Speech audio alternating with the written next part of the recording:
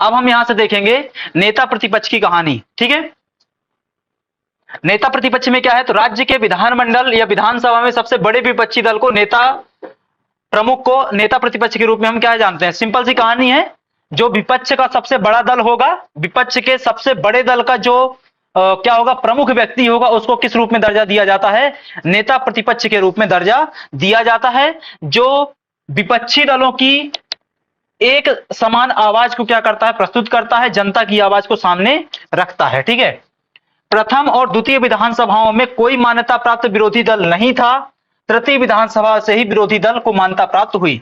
इसका मतलब क्या होता है भाई, कि आपको क्या चाहिए होता है, कुछ सर्टेन नंबर ऑफ सीट्स चाहिए होती हैं, कुछ certain number of certain percentage of vote चाहिए होता है। यदि आपको इससे भी कम क्या मिलता है, वोट मिलता है, या इससे कम सीट मिलती है, 1/10 से कम सीट है ना, कितनी, एक दहाई से, ठीक, 1/10 से भी क्या है, सीटें कम मिलती हैं आपको, तो आपको क्या है, दर्जा नहीं मिल पाएगा। समस्या यही जा रही थी, सब सीट तो कांग्रेस जीत ले रही थी, तो विपक्षी दलों के पास उतनी भी सीट नहीं आ पा रही थी कि उनको विपक्षी दल का दर्जा मिल जाए। यही हालत तो कांग्रेस के साथ कब हुई थी, 2014 के आम चुनावों में, 2014 के लोकसभा चुनाव में कांग्रेस के साथ यही हालत तो हुई थी। ठीक है, तो पहली और दूसरी विधानसभा में यही समस्या बनी रही, लेकिन तीसरी क्या है, तीसरी विधानसभा से यह समस्या क्या हो जाएगी, खत्म हो जाएगी। तीसरी विधानसभा से विरोधी दल का क्या हो जाएगा, कॉन्सेप्ट उभर करके आ जाएगा। तो प्रथम विधानसभा में जो सबसे बड़ा विपक्षी दल था, उस सबसे बड़े विपक्षी दल के प्रमुख कौन थे, विष्णुनाथ यादवराव तामस्कर। दूसरी विधानसभा में जो सबसे बड़ा विपक्षी दल था, उसके प्रमुख कौन थे, सीपी तिवारी, चंद्र प्रताप तिवारी। ठीक है, विश्वनाथ यादवराव तामस्कर मध्य प्रदेश की प्रथम विधानसभा के अंतर्गत नेता प्रतिपक्ष नियुक्त किए गए। किस दल से संबंध था उनका, प्रजा समाजवादी दल से। किस दल से संबंध था उनका, प्रजा समाजवादी दल से। अच्छे से लिख लेंगे इसको। मध्य प्रदेश की विधानसभा की प्रथम महिला नेता प्रतिपक्ष कौन थी, श्रीमती जमुना देवी। पहली महिला नेता प्रतिपक्ष कौन, श्रीमती जमुना देवी। अब आते हैं मंत्रिपरिषद को लेकर के बातें करते हैं। मंत्रिपरिषद में यहां कुछ अनुच्छेद लिखे हुए हैं, इनकी चर्चा करनी हमको। सबसे पहले क्या आता है, 163 बात रखी गई वहां पे, मंत्रियों के संबंध में कुछ अन्य उपबंध है। क्या बात है भाई, राज्यपाल को सहायता एवं परामर्श देने के लिए मंत्रिपरिषद होगी, और मंत्रिपरिषद का प्रमुख कौन होगा, सीएम होगा। यह बात कहां लिख दी गई, 163 में। अब 163(1) में क्या बात लिखी गई है, 163(2) में क्या बात लिखी गई है, और सबसे महत्वपूर्ण 164 में क्या बातें की गई हैं, उनकी हमको चर्चा करनी है। तो 163(1) में क्या लिखा गया है कि एक मुख्यमंत्री होगा। 163(1) में क्या लिखा गया है कि एक मुख्यमंत्री होगा।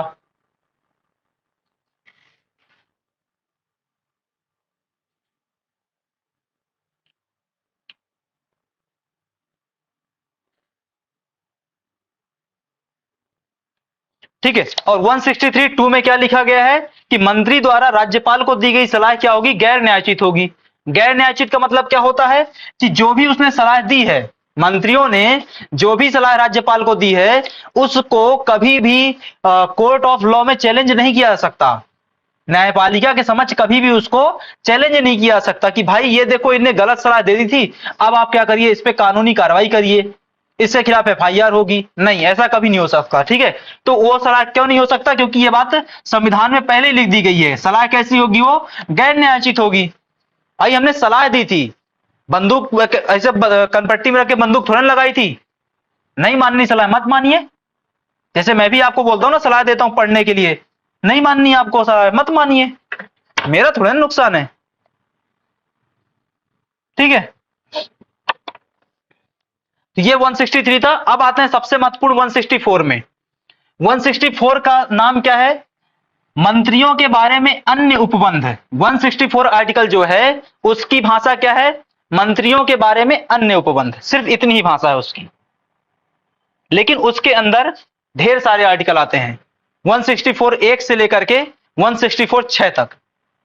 तो 164(1) से लेकर के 6 तक क्या क्या आर्टिकल आते हैं, उसकी हमको चर्चा करनी है।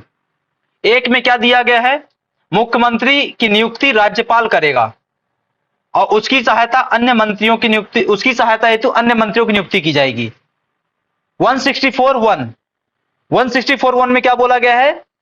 राज्यपाल सीएम की नियुक्ति करेगा और सीएम की सहायता के लिए मंत्रियों की नियुक्ति भी राज्यपाल करेगा। यह 164(1) में लिखा गया है। 164(2) में क्या लिखा गया है कि मंत्रियों की संख्या कितनी होगी? तो मंत्रियों की संख्या विधानसभा की कुल संख्या का 15% होगी। समझो विधानसभा की कुल संख्या 100 है, तो आप कितने लोगों को मंत्री बना सकते हैं? अधिकतम मात्र 15 लोगों को।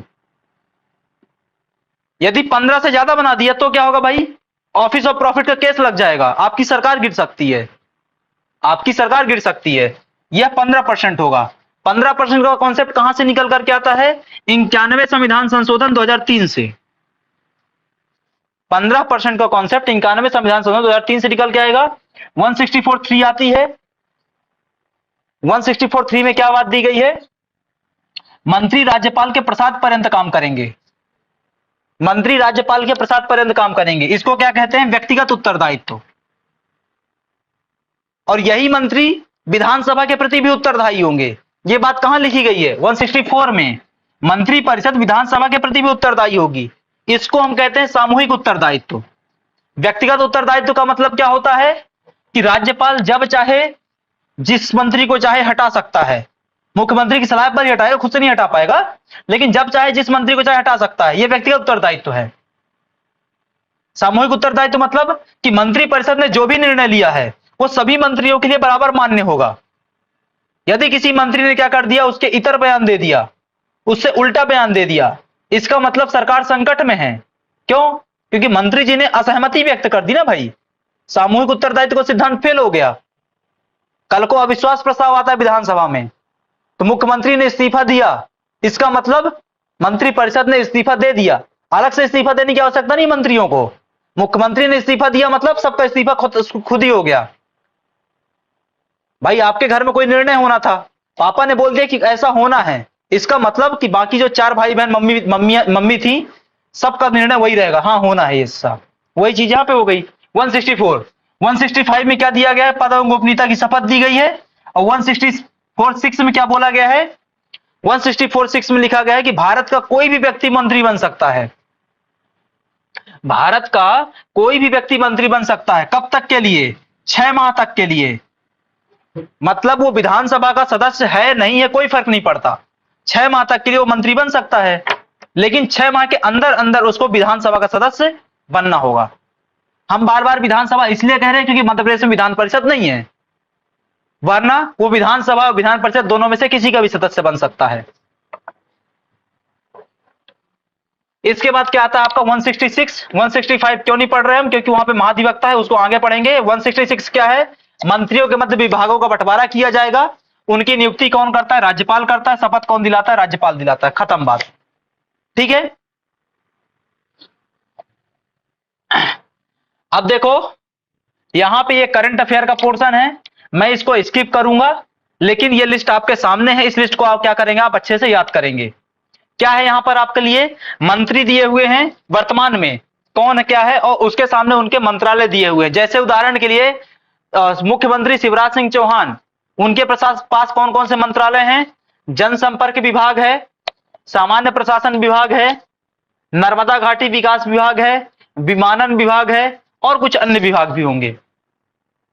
नरोत्तम मिश्रा गृह मंत्री हैं, जेल मंत्री हैं, संसदीय कार्य मंत्री हैं, कानून मंत्री हैं, विधायी मंत्री हैं, और ढेर सारे यहां पे मंत्रियों के बाकियों के लिखे हुए हैं। इनको क्या करेंगे? आप अपने स्तर पर कवर कर लेंगे। ठीक है, इसमें कुछ भी आपको पढ़ाने जैसा नहीं है, रटाने का चीज है। आप उसको बैठ करके क्या करेंगे? अपने दरवाजे में रट लेंगे। ठीक है, ये पूरी मंत्री परिषद 15% लोग जो मैंने आपको पीछे बताए थे वो है।